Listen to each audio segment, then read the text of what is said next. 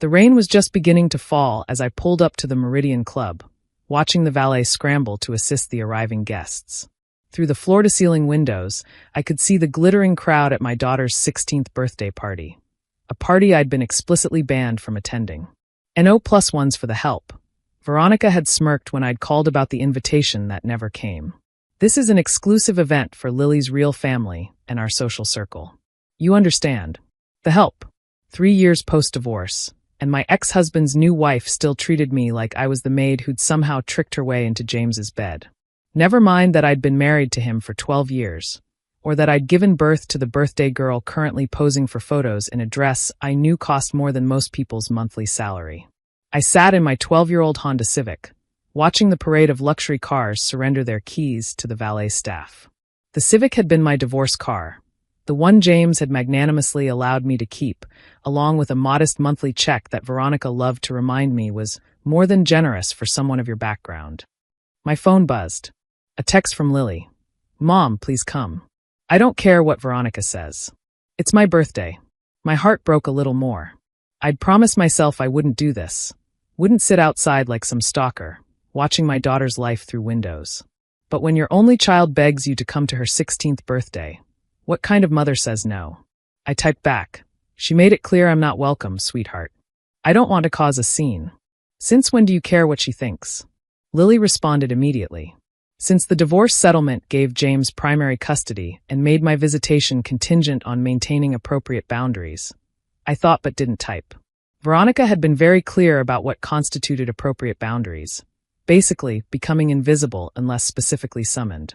Through the windows, I watched Veronica hold court, her designer gown catching the light as she laughed with the other trophy wives. She'd married James 6 months after our divorce was finalized, though I suspected their relationship had started much earlier. The prenup I'd foolishly signed meant she was now living in the house I'd renovated, hosting parties with the connections I'd cultivated, raising my daughter with rules I'd never agreed to.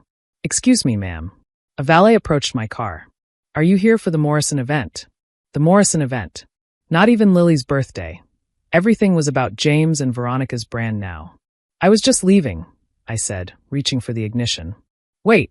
The young man peered closer, his eyes widening in recognition. Oh my God. You're Isabella Sterling, aren't you? The Isabella Sterling? I froze. It had been 3 years since I'd used my maiden name professionally, 3 years since I'd been anything but James's ex-wife, or Lily's biological mother, in this social circle. I think you have me confused with someone else, I said quietly. No, I'm sure it's you. His excitement was palpable. I'm studying business at Northwestern. We just did a whole case study on your company, Sterling Dynamics. You're like a legend, the woman who built $1 billion tech empire from nothing. I felt my carefully constructed invisibility beginning to crack. That was a long time ago. Are you kidding? The AI platform you developed last year just got that huge government contract. My professor says you're one of the most brilliant minds in tech innovation. He paused, looking confused.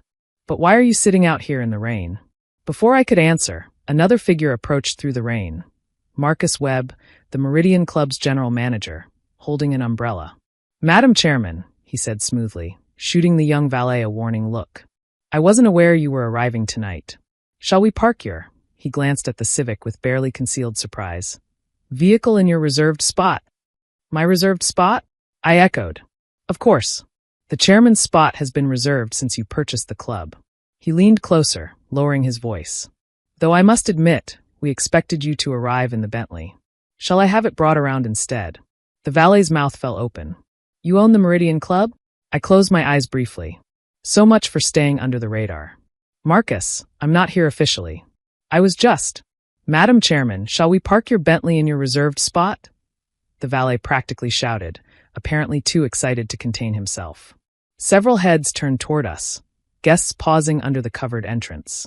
Through the glass, I saw Veronica's perfectly composed face turn toward the commotion, her eyes narrowing as she tried to see through the rain-streaked darkness.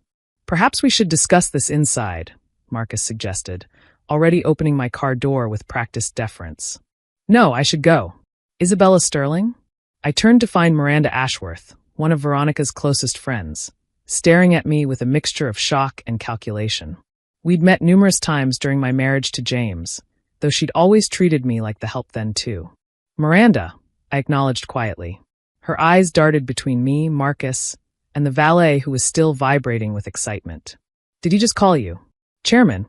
Marcus stepped forward smoothly. Madam Sterling is the owner and chairman of Meridian Enterprises, which includes this club among its holdings. His tone suggested this should have been obvious. Miranda's face went through several expressions: disbelief, calculation, then something approaching panic. But Veronica said you were. What did Veronica say I was? I asked, genuinely curious what story she'd been spinning. Miranda had the grace to blush. She said you were working as a personal shopper, living in a studio apartment, barely making ends meet with the alimony James sends. I laughed, actually laughed, for the first time in months. Alimony? Is that what she calls the court-mandated child support that doesn't even cover Lily's school fees? Madam Sterling, Marcus interjected. Perhaps we should continue this inside? Your daughter has been asking about you. My daughter? The words escaped before I could stop them. Miss Lily specifically requested we watch for your arrival. She said you might try to leave without coming in. His expression was carefully neutral, but I caught the disapproval in his tone. Whether for me or the situation, I couldn't tell. More guests were gathering now, drawn by the commotion and Miranda's increasingly frantic phone usage. I could practically see the society group texts flying. Is that really Isabella Sterling? Someone whispered. The tech billionaire? I thought she was broke after the divorce. Are you kidding? She's worth more than everyone here combined. But why is she driving that car? The Civic. My camouflage, my reminder to stay humble. My fuck you to everyone who thought I needed a Lamborghini to be valuable. Now it was becoming a liability. Marcus, I said quietly, I don't want to cause a scene. With all due respect, Madam Chairman, the scene has already been caused. Perhaps it would be better to address it directly. Through the windows, I could see the party had shifted. Veronica was making her way toward the entrance, her expression carefully composed but her body language screaming tension. James was nowhere to be seen, probably hiding in the bar, his usual response to conflict. My phone buzzed again. Lily. Mom, everyone's talking about something happening outside. Are you here? Decision time. I could leave now, maintain the fiction that I was just the failed first wife, the discarded starter model who couldn't compete with Veronica's youth and connections. Or, you know what, Marcus? You're right. I stepped out of the Civic, ignoring the rain that immediately began soaking my simple black dress. But first, could you have someone bring my actual car around? I think it's time to stop hiding. His smile was approving. Right away, Madam Chairman. The Bentley or the Aston Martin? The Bentley, I decided. It makes less noise. As Marcus spoke quietly into his phone, I turned to Miranda, who was still staring at me like I'd grown a second head. Personal shopper? I asked conversationally. That's creative. Though technically, I do shop for companies. I just happened to buy them. The entrance doors opened, and Veronica emerged, her perfect composure slightly cracked around the edges. Isabella, I wasn't aware you were on tonight's guest list. That's because you specifically told me I wasn't welcome, I replied evenly. Something about not wanting the help at an exclusive event. She had the decency to flush slightly. That was a misunderstanding. No, it was perfectly clear. I pulled out my phone, scrolling to her text message. Would you like me to read it aloud? The part about knowing my place was particularly memorable. Mom. Everyone turned as Lily pushed through the crowd, her eyes wide with hope and confusion. She looked beautiful in her party dress, the one I'd secretly paid for because James had deemed the one she wanted too expensive for a teenage whim. Happy birthday, sweetheart, I said, opening my arms. She crashed into me, not caring about the rain or the audience or Veronica's sharp intake of breath.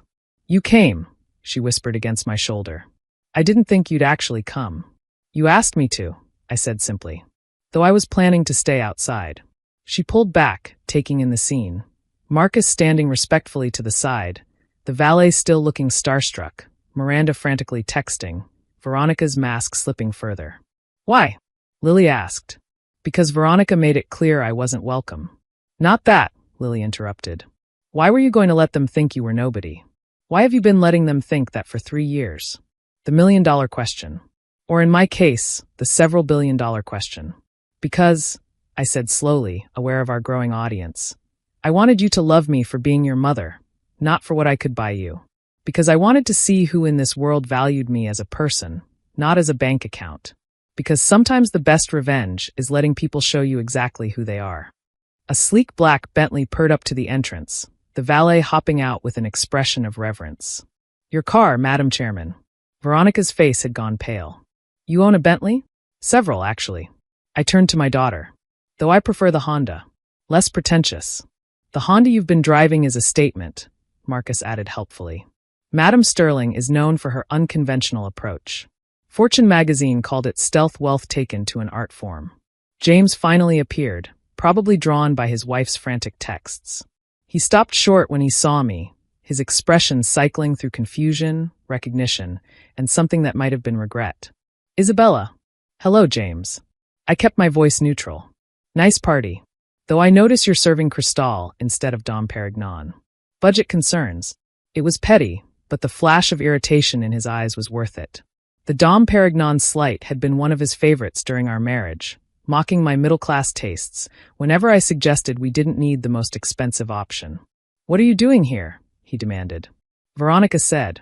Veronica says a lot of things, I interrupted. Most of them fiction, apparently.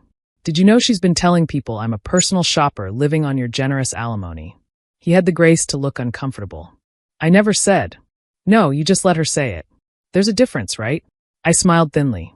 Like when you let her ban me from our daughter's birthday party. Or when you let her redecorate the house I designed. Or when you let her try to erase me from Lily's life. That's not. Mom. Lily's voice was small but firm. Can we go inside? It's my birthday and I want you here. Baby, of course we can go inside. Veronica's voice dripped false sweetness. But perhaps Isabella would be more comfortable. Stop. Lily's voice cracked like a whip. Just stop. Do you have any idea who my mother is? What she's accomplished? While you've been spending Dad's money and pretending to be some kind of society queen, she's been building an empire. Lily, I warned gently. That's enough. No, it's not. Tears were streaming down her face now. Do you know what she told me last week? That you were nobody. That you were lucky Dad even married you in the first place. That I should be grateful she was willing to raise another woman's child. The crowd collectively gasped. Even in this circle, that was considered beyond the pale. She said what? My voice had gone dangerously quiet. Lily turned to face Veronica directly. You want to know why my mom drives a Honda? Because she donated $50 million to build the children's hospital wing instead of buying a fleet of sports cars. You want to know why she lives in a tiny apartment? Because she turned her mansion into a shelter for abused women. You want to know why she never fights back when you treat her like garbage? Because she promised me she'd never sink to your level. Lily, that's enough. I said firmly, though my heart was singing.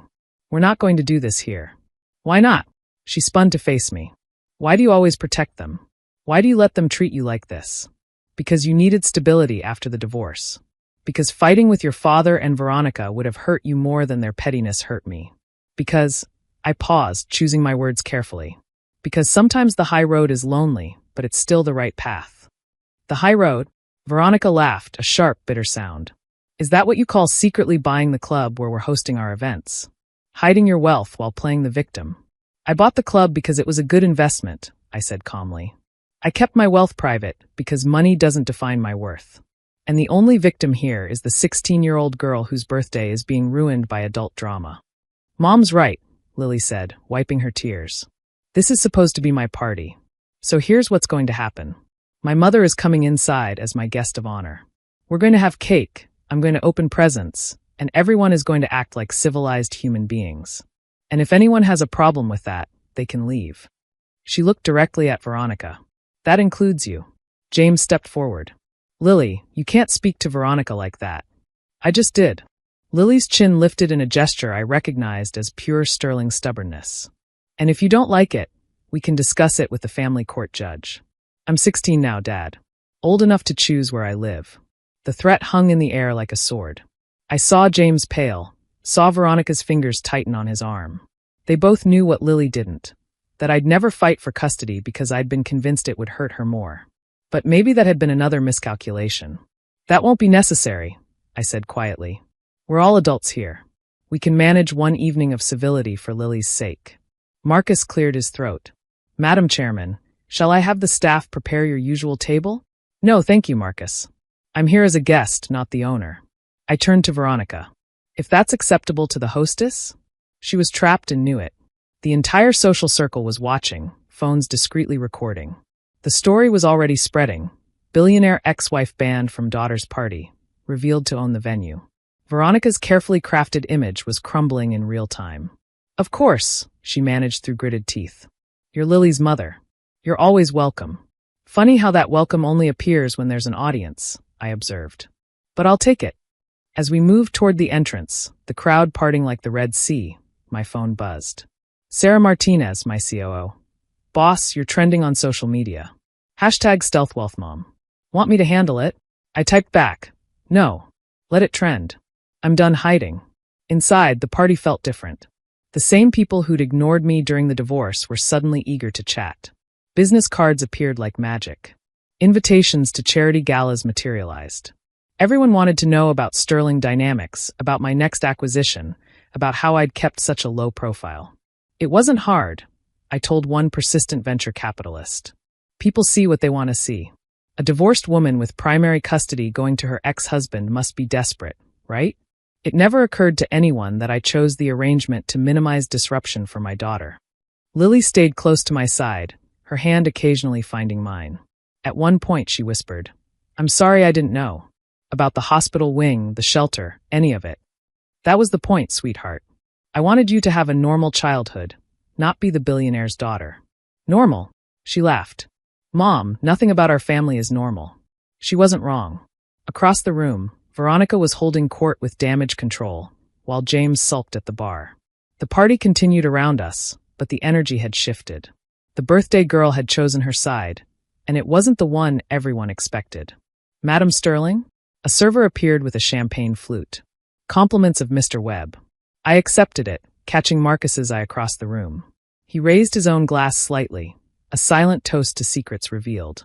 Mom, Lily asked suddenly. That stuff you said about the high road. Do you regret it?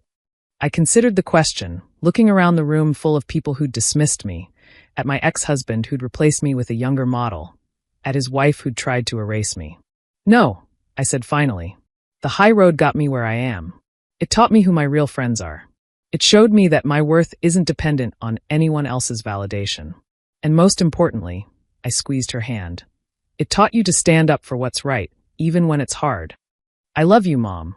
I love you too, birthday girl. Now let's go cake. And then, I smiled. We need to talk about that car you've been wanting. The Honda's great, but maybe it's time for an upgrade. Her eyes widened. Really? Really? Though maybe not a Bentley. We don't want to be too obvious. As we walked toward the cake, I caught sight of our reflection in the windows, mother and daughter, finally on the same side again. Outside, my Bentley sat next to the Honda, both rain-soaked but somehow perfect together. Maybe that was the real lesson. You could drive whatever car you wanted, live in whatever house you chose, hide or reveal your success. But at the end of the day, what mattered was who stood beside you when the masks came off. And tonight, in a room full of people who'd written me off, I had the only person who mattered. Hey, Mom, Lily whispered as the cake appeared, 16 candles blazing. Next year, let's have my party somewhere else. Where were you thinking? She grinned. How about one of those hotels you probably own? Maybe in Paris? I laughed, really laughed, as the room sang happy birthday to my daughter. Paris it is. But we're still taking the Honda to the airport. Deal, she said, then blew out her candles in one breath. I didn't ask what she wished for. Some secrets, after all, were worth keeping. Thanks for watching. See you again in the next video. Stay stunned.